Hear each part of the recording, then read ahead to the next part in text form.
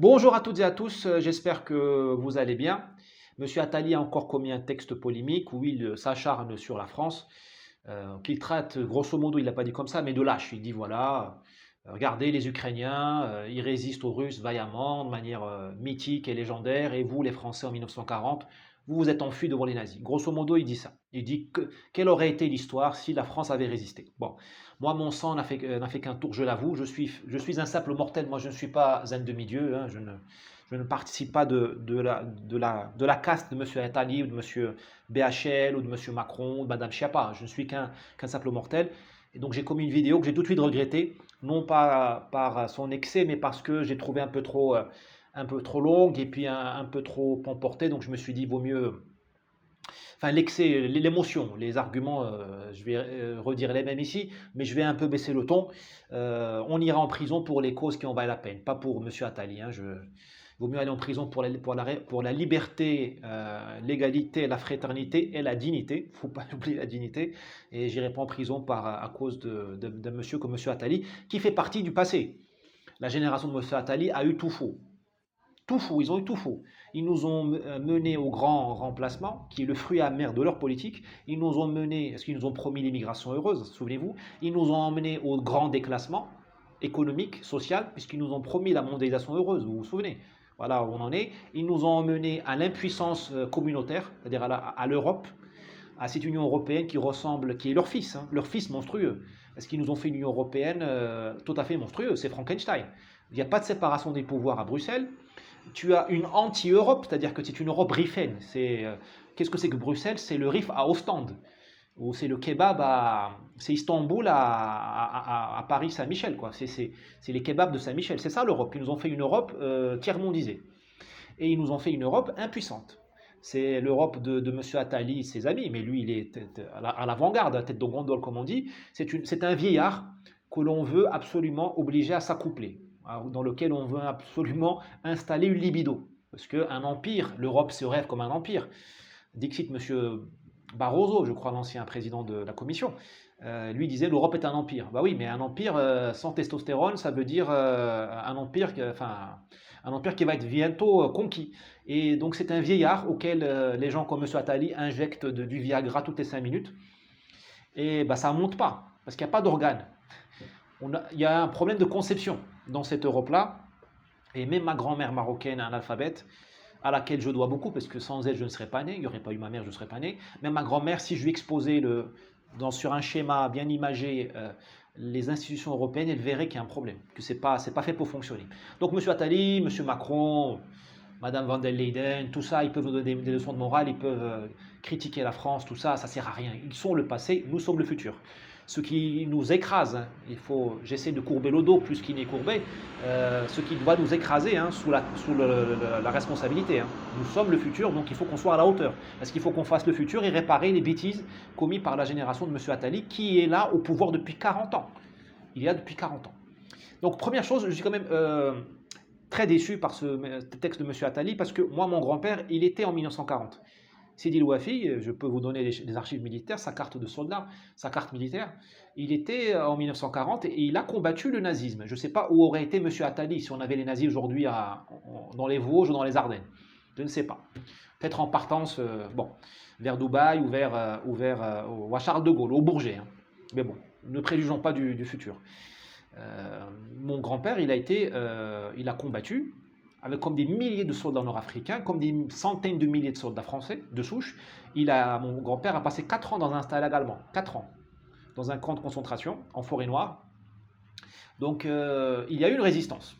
Et ces hommes méritent qu'on leur tire le chapeau. Il y a eu plus un ou 2 millions de Français prisonniers.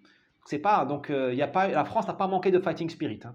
Donc c'est juste des bêtises de dire que la France n'a pas combattu. D'ailleurs, ce que M. Attali sait, qu'il tait, c'est que la résistance a commencé le premier jour. Il n'y a pas eu que De Gaulle. Déjà, De Gaulle, c'est pas rien. Il y a pas, tous les peuples n'ont pas des De Gaulle. Hein. Un monstre de persévérance et de volonté. Il faut voir ce que c'est qu'il était sans le sceau à Londres, tout seul. Vous voyez ce qu'il a fait. Et puis la résistance a commencé dans Vichy. L'armée française a fait le grand camouflage, je l'ai expliqué dans une autre vidéo, en Afrique du Nord, avec des gens comme Weygand, comme Noguès. Parce que au débarquement américain de novembre 42 au Maroc, ils ont trouvé presque 100 000 soldats, des camouflés, des goumiers et des soldats pieds noirs, enfin de l'armée d'Afrique. Ces gens-là, ils étaient camouflés par Vichy. Donc la résistance a commencé le premier jour. Il y a même eu des résistants qui étaient dans Vichy, comme Paul Bernard, qui était haut fonctionnaire, qui était dans Vichy. Ils étaient salariés par Vichy. Et ils étaient dans un réseau qui s'appelait Alliance, si ma mémoire est bonne, un réseau qui a travaillé en Loire-Atlantique et qui donnait les informations aux Anglais par l'Atlantique. Donc ça, M. Attali, très intelligent, il sait de quoi je parle. Donc c'est juste malhonnête de dire que les Français n'ont pas résisté. Les Français ont très bien résisté dès le premier jour et ils ont résisté de manière très intelligente. Voilà. Sauf que les Français de l'époque, ils étaient dans la vraie vie, pas comme la caste à laquelle appartient M. Attali, qui a la chance de vivre dans une Europe pacifiée, à Paris, dans le 7e arrondissement, sur des tables des PowerPoint et sous le parapluie nucléaire américain qui n'en a plus pour longtemps. Ensuite, M. Attali nous dit l'Ukraine, mais attendez, l'Ukraine, à ma connaissance, l'Ukraine a dévoré ses juifs dans les années 40. C'est quand même étonnant de voir qu'on prenne l'Ukraine comme un exemple de résistance. Les Ukrainiens en 1940, ils ont accueilli les nazis à bras ouverts. Eux et les pays de la Baltique, ils ont accueilli les nazis à bras ouverts. Et ils leur ont livré les juifs, mais au-delà des espérances des SS et de l'armée de terre nazie. Ça, c'est documenté. Les pogroms qu'il y a eu en Ukraine, mais c'est juste au-delà des espérances des nazis. Donc comment peut-on faire des comparaisons comme ça? On peut faire des comparaisons, on peut télescoper les idées, c'est ça, c'est de l'étincelle que sort la vérité. Mais il faut quand même un petit peu faut prendre quelques précautions. Monsieur Attali a suffisamment, le câblage suffisant pour prendre ces précautions-là. C'est extrêmement malhonnête de nous comparer aux Ukrainiens alors que la France n'a pas commis les pogroms des Ukrainiens. Enfin, rien à voir. C'est juste rien à voir en termes de monstruosité et d'adhésion populaire à ce qui a été fait. Bon, ça c'est un point. Ensuite, dans tout ça, tout ce que dit M. Attali, parce que là, on prend l'article, mais il faut le replacer dans un contexte de ce que produit M. Attali comme commentaire sur la France, c'est tout juste du French bashing, pour utiliser du franglais. C'est toujours cette critique de la France, ce rabaissement de la France. Là, dans son article, il nous dit les Anglais, ils avaient le fighting spirit. Mais M. Attali, les Anglais, ils nous ont abandonnés. Mon cher M. Attali, les Anglais, ils ont détruit la flotte française à Bir Hakeim. Comme on dit chez moi, c'est un coup de pute. M. Churchill, que nous vénérons, il a fait un coup de pute aux Français. Il a tué, combien de milliers de marins français sont morts à Bir Hakeim, pardon, pas à Bir Hakeim, à Mars Likbir, en Algérie, à Oran. Pardon, Bir Hakeim, c'est la Libye. Combien de Français ont été tués par les Britanniques, sans sommation, sans rien? Et pourtant, il y avait l'armistice. Dans l'armistice, Vichy a dit aux Anglais, on ne va pas vous attaquer, on va mettre la marine, on va la sanctuariser, elle ne sera pas sous le contrôle des Allemands. Donc elle a quitté Toulon et on l'a mis à Dakar et surtout en Algérie. Que fait? Et Vichy a dit ok, ils ont même mis, Londres a dit ok, les Américains aussi. Il y a même eu, si ma mémoire est bonne, des ambassadeurs à Vichy. Et tu fais ça et tu tues les Français, des innocents, sans même envoyer un télégramme pour dire demain on va vous casser la gueule, enfuyez-vous. C'est ça le fighting spirit des Anglais. Qu'est-ce qu'ils ont fait les Anglais? Ils ont laissé les Français tout seuls à Dunkerque. Ils se sont cassés, ils ont laissé les Français tout seuls. Magnifique exemple de fighting spirit. Magnifique exemple de fighting spirit. Et ça, on donne ça en exemple aux Français aujourd'hui. Donc d'où vient cette ingratitude, hein? Le terme est fort, mais je le ressens dans les écrits de monsieur Attali par rapport à la France. La France lui a tout donné. Il était quand même conseiller et conseiller de M. Mitterrand, c'est pas rien. M. Attali qui vient de rien du tout, et c'est pas une critique, c'est un éloge. M. Attali il vient de la périphérie, il vient de l'Empire, il vient d'Algérie. La France lui a tendu la main par la méritocratie, il a des très beaux diplômes, hein, polytechnicien s'il vous plaît. Moi j'admire les grands diplômes. Il y en a qui admirent les blondes ou les brunes, moi j'aime bien les blondes et brunes, et surtout les diplômes. Chez les hommes, j'aime bien les diplômes. Je suis admiratif devant les neurones. C'est un défaut, mais bon, chacun a son vice. Donc M. Attali, c'est pas n'importe qui, mais la France lui a donné Est-ce que M. Attali aurait pu être conseiller du prince, je sais pas moi, du prince d'Arabie Saoudite? Impossible. En étant juif, impossible. Est-ce qu'il aurait pu être ministre en Égypte? Même s'il avait le prix Nobel de physique ou d'économie, il n'aurait jamais pu être ministre en Égypte, parce qu'il est juif, ou dans un pays du Maghreb. La France lui a donné l'espace pour exercer ses talents réels. À la moindre des choses, d'avoir un peu de retenue. Parce que quand un imbécile crache sur la France, Quand un rappeur ou un joueur de foot binational ou un humoriste ami du président ou crache sur la France, bon, ça fait mal au cœur parce qu'il a il a de l'audience, il a un public, il est connu, donc il a de l'influence, c'est dommage. Mais je suis pas malade de ça parce que je me dis c'est un imbécile. La vocation de l'imbécile, c'est de dire des bêtises. Mais quand Monsieur Attali, qui a quand même les neurones et la culture qui va bien, dit des choses comme ça me fait très mal au cœur et ça doit tous nous interpeller. D'où vient cette haine de la France, cette ingratitude, cette hostilité, cette colère, voilà. Hostilité et colère, retenez ces deux termes. D'où vient-elle? Parce que si c'était limité à M. Attali, peu importe, comme je dis, c'est le passé. Le passé, il va passer, ou il ne passera pas. Enfin, lui, il passe, parce qu'il y a des passés qui ne passent pas, hein. Mais lui, M. Attali, c'est un passé qui va passer. Bon, voilà, on va dire, ce sont les hauts fonctionnaires qui ont contribué à la ruine de la France. Bon. C'est comme le Front populaire, voilà, ou les députés du Front populaire qui ont donné le pouvoir à Pétain. C'est ce qu'on va dire, hein. C'est ça la vocation de M. Attali, sauf si l'histoire ne me donne pas raison, et sauf s'il change de cap, hein. Je garde espoir. Voilà, donc le problème, c'est l'hostilité, la colère, on la ressent aussi chez M. Macron. Quand il vous dit « je veux déconstruire la France », ça veut dire quoi? Je veux déconstruire la France. Quand il dit, ou quand il fait dire par ses sbires qu'il veut donner le bouton nucléaire à l'Allemagne, mais c'est de la folie furieuse. Quand il détruit la culture française par le mauvais goût de sa femme, avec les tapisseries là, de l'Élysée, quand il te dit la France est trop petite, tout ça, mais les mecs, mais pourquoi vous détestez ce pays? Quand on voit ça aussi chez les rappeurs, il y a une coïncidence, il y a une convergence, il y a une synchronisation entre l'hostilité, la colère, la vraie colère, elle existe, hein, de nos élites et de nos rappeurs et de nos humoristes et de nos élites de banlieue. Il y a un grand acteur français qui vit à Los Angeles, on ne le citera pas, lui aussi c'est un spécialiste de l'hostilité à la France. Il ne manque aucune... Moi aussi je critique tout le temps, mais il faut y mettre de l'amour. Tu critiques, mais il faut y mettre de l'amour. Et puis je critique tout le monde, je critique le Maroc, enfin, j'essaye d'approcher la vérité avec tous mes défauts et mes passions, parce que moi aussi j'ai mes démons. Je ne dis pas que je suis mieux qu'Attali, mais ou mieux que Macron. Enfin, en termes d'amour de la France, ça, je suis au-dessus d'eux. En termes de talent, certainement pas. En termes de succès, certainement pas. Ça viendra, hein, j'ai espoir. Mais vous voyez, il y a du rappeur, du plus vulgaire des rappeurs qui dit nique la France, ou à l'humoriste sans talent qui se spécialise dans l'indigénisme, en passant par Macron, Véran, Castex, Attali, vous avez la même hostilité, la même colère contre la France. Mais qu'est-ce qu'elle vous a fait? Moi, je soupçonne que vous vous rêviez de vivre aux États-Unis. Vous vous rêviez américain. Eh bien, la France n'est pas la Californie. La France n'est pas Harlem. Paris ne sera jamais une annexe du Bronx. C'est tant mieux. Ça s'appelle la diversité que vous nous avez tellement emmerdé pour la diversité, ben on vous la renvoie. Nous ne sommes pas des Américains. Le Maroc n'est pas la France. La Catalogne n'est pas Marseille. La Lombardie n'est pas la Sicile. Eh ben, gardons la diversité de nos régions, de nos cultures et de nos pays. On ne veut pas devenir américain. Et on ne le deviendra pas. Même si vous nous mettez toutes les migrations du monde en France, nous ne deviendrons pas Harlem. Nous, on deviendra Kaboul, mais pas Harlem. Donc, les gars, la chirurgie esthétique à laquelle vous nous soumettez, elle est vouée à l'échec. Ça me rappelle ce film magnifique d'Almodovar, qui est terrible, ce film, où le type, Antonio Banderas, il a une fille qui est un peu attardée, elle a un problème mental, de retard mental, léger, et elle se fait molester par un jeune. Je crois qu'il l'abuse sexuellement. Et le papa, il a une colère froide, il prend la fille, il prend le garçon, il l'enlève, il le transforme en fille. Bon, il en fait une belle femme, mais c'est monstrueux quand même. Vous nous soumettez à cette chirurgie esthétique. Elle va rien donner. On ne sera jamais américain. On ne sera jamais. Donc ça ne sert à rien.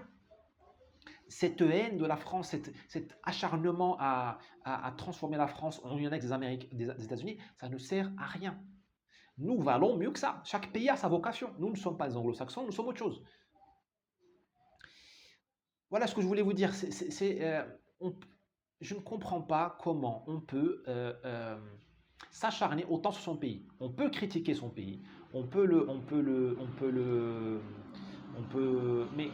peut même l'engueuler, on peut faire la gueule, on peut s'exiler, mais on ne peut pas soumettre son pays à cette monstruosité, à ce démantèlement permanent. Et moi, sincèrement, quel intérêt existe-t-il à être l'élite quand l'élite pense comme la racaille.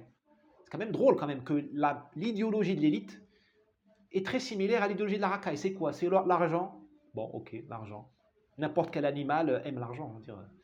Tu lui mets du dollar, il comprend. Hein, enfin, l'argent et l'hostilité, la colère contre la France. Moi, sincèrement, si j'étais une élite, je ferais un point d'honneur à être à contre-courant de la racaille, à être à contre-courant de la populace, dans le sens péjoratif de la populace. Non, vous avez aujourd'hui, on est pris en sandwich entre des gens qui ont le pouvoir et l'influence et des gens qui ont juste la nuisance. Finalement, tout le monde a de la nuisance, puisque j'ai dit pouvoir et influence. À quoi sert l'influence de M. Macron? Juste à détruire ce pays. Juste à le rendre... c'est de l'avilissement. C'est un fléau quand même. Ces gens, tout ce qu'ils touchent, ils le cassent. Tout ce qu'ils touchent, ils le pourrissent. Madame Hidalgo étant la quintessence. Vous voyez ce qu'elle a fait à Paris. Madame Hidalgo, elle a gouverné Paris au nom de ces gens-là. Elle n'est pas arrivée à Paris par hasard. Elle n'a pas été parachutée par Poutine. Ce n'est pas un diktat des Allemands. Ce n'est pas les nazis qui l'ont mis Madame Hidalgo. Ce n'est pas le régime de la collaboration. Et enfin, pour terminer, parlant de collaboration, alors moi je voulais faire une vidéo plus cool que l'ancienne, que la première. Là, je pense que j'ai réussi à m'énerver plus. Même si bon, comme on dit, hein, que Dieu fasse ça, enfin, Dieu reconnaîtra les siens, on verra à la fin. Parlant de collaboration, mais les gens comme Attali, tout ça, ils disent, la France a collaboré, il a dit dans son article, oui, si la France avait résisté en 40, il n'y aurait pas eu la collaboration. Mais monsieur Attali, la collaboration, nous y sommes. Vous, enfin pas vous personnellement, mais vos amis, les gens que vous avez adoubés, monsieur Macron, vous l'avez fait. Vous, monsieur Minc et toute la classe, là, les oligarques, vous collaborez. Vous collaborez avec un pouvoir étranger qui est allemand, comme par hasard. Mais c'est vous, Vichy. Vichy, au moins, avait le courage de porter l'uniforme militaire et le courage de dire « nous collaborons ». Au moins. Elle a payé le prix cher du déshonneur dans l'histoire. Vous vous cachez. Vous vous travestissez derrière le projet européen. Mais quelle Europe? C'est l'Europe allemande. Mais les nazis aussi voulaient faire une nouvelle Europe. Les nazis aussi rêvaient d'Europe. Hitler voulait faire la nouvelle Europe. Les collaborationnistes de Paris, parce qu'il y a eu les collaborationnistes de Paris, de Vichy, c'était pas la même chose. Hein. Les pires, ils étaient à Paris. Hein. C'était les gens de gauche qui étaient les intellectuels de gauche, tout ça. Hein. C'est Brasillac, tout ça. Et autres. Vichy, c'était autre chose. Condamnable aussi, mais c'était pas la même chose. Les collaborationnistes de l'époque, ils voulaient faire l'Europe nazie et ils voulaient que la France joue un rôle d'auxiliaire avec l'Allemagne. C'est déjà le couple franco-allemand. Vous faites ça, vous collaborez avec les Allemands, sauf que cette fois, vous le faites finement. C'est plus Berlin, c'est Bruxelles. Bruxelles étant une étape vers Berlin. Mais tout le monde sait où est le pouvoir, où est la BCE. Tout le monde sait qui mène la danse. Vous collaborez, vous avez donné la souveraineté française, comme Vichy a transigé. Vous avez limité l'armée française. Vichy a limité l'armée française par l'armistice à 100 000 hommes en France et 100 000 au Maghreb. Vous avez limité l'armée française par le trou dans le budget. C'est fin, c'est drôle, c'est mignon, c'est habile. Vous avez ruiné la France, donc on ne peut pas avoir un deuxième porte-avions. Vous faites comme Vichy. Vous avez donné notre souveraineté monétaire. Nous sommes un pays occupé. Nous sommes un pays occupé parce que maintenant c'est Madame van der Leyen, une Allemande, hein, c'est pas une Auvergnate, qui décide pour nous de combien d'Ukrainiens on va prendre. Ça s'appelle la collaboration. Vous collaborez. Oui, alors vous collaborez, vous êtes... pour l'instant, vous êtes dans l'impunité. Mais vous savez, Vichy aussi croyait qu'ils étaient dans l'impunité. Brasillac, Bardèche, toute cette clique-là qui était à Paris, Drieux-La Rochelle, Radio Vichy, Radio Paris, tous ces gens-là, ils croyaient, et personne ne croyait que le Reich allait tomber. Comme maintenant, comme Madame van der Leyen, elle ne croit pas que l'Europe va s'effondrer. Moi, je vous l'annonce, l'Europe va s'effondrer. Parce qu'il y a trop de... C'est vermoulu le truc, c'est vermoulu. Là, c'est le chant du cygne. Profitez des derniers jours. Parce que le débarquement, alors je ne sais pas s'il sera allié, martien, et c'est ce qui sera islamique. Enfin, il y aura un débarquement, parce que là, il y a tellement de... Le vieillard européen est tellement impuissant, et il n'a pas élevé d'enfants. Parce qu'un vieillard, il élève des enfants quand il est plus jeune, pour que dans le troisième âge, il ait des gens qui le respectent. Moi, j'ai embrassé la main de mon père. On m'a appris à embrasser la main de mon père. Ce n'est pas de la soumission, c'est pour apprendre à à respecter, à vénérer le vieux, parce que le vieux, il devient faible, il peut prendre des coups de son fils ou de n'importe qui. Donc vous êtes un vieillard, l'Europe est un vieillard qui n'a pas élevé ses enfants pour le défendre, pour l'aimer, qui n'est pas, et donc il ne dissuade plus personne. Demain, vous aurez un débarquement peut-être poutinien, d'Erdogan, enfin n'importe quel petit minable. Je ne dis pas que Poutine est un minable, ni Erdogan, hein. Mais bon, vous voyez ce que je veux dire, n'importe quel petit imbécile, bien organisé et déterminé, demain les Tchétchènes, ils viendront, ils vous mettront à l'amende. Vous savez, ça s'est déjà passé à Byzance, Constantinople, ça s'est déjà passé avec la République de Venise, les Génois, tout ça. Les marchands, quand ils s'amusent à faire de la politique, pensez à Venise, pensez à Gênes, pensez à Florence. En général, ça ne se finit pas bien. Parce qu'il y a une mentalité du commerçant qui ne marche pas. Là. Il y a un problème. Il y a un moment donné, il y a trop de contradictions. Les ventres deviennent trop mous, les yeux deviennent éteints, et ça donne l'Union européenne, c'est-à-dire un ramassis d'impuissants, en plus qui sont imbus d'eux-mêmes. Eh bien, ça va péter. Donc, ne croyez pas que cette collaboration 2.0, collaboration européiste avec, voilà, voilà, collaboration née après, avec l'euro, quoi, on va dire. Vous m'avez compris, cette collaboration imbue d'elle-même, droit de l'homiste, européen, progressiste, elle aussi, elle est vouée à l'échec. Elle aussi, elle est vouée à la catastrophe. Alors, je ne sais pas s'il y aura un Nuremberg plus tard, je n'en sais rien. Peu importe, de toute façon, Nuremberg ou pas, les nazis sont dans les poubelles de l'histoire. Le fascisme italien dans les poubelles de l'histoire. Voilà, Brasillac, tout ça, c'était des grands messieurs, un talent. Mais malheureusement, malheureusement pour eux, ils sont dans les poubelles de l'histoire. Voilà ce que je voulais dire en réaction à la tribune de Monsieur Attali. Et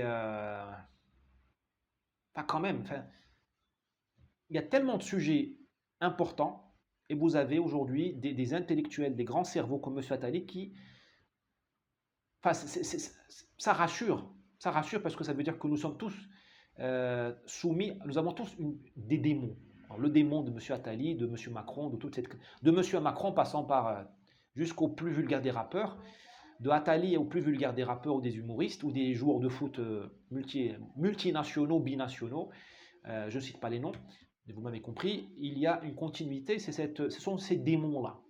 Comme quoi, il y a des maladies que l'argent n'arrive pas à guérir. Allez, à demain. Désolé pour tous ceux qui ont vu la précédente version et qui ont même liké ou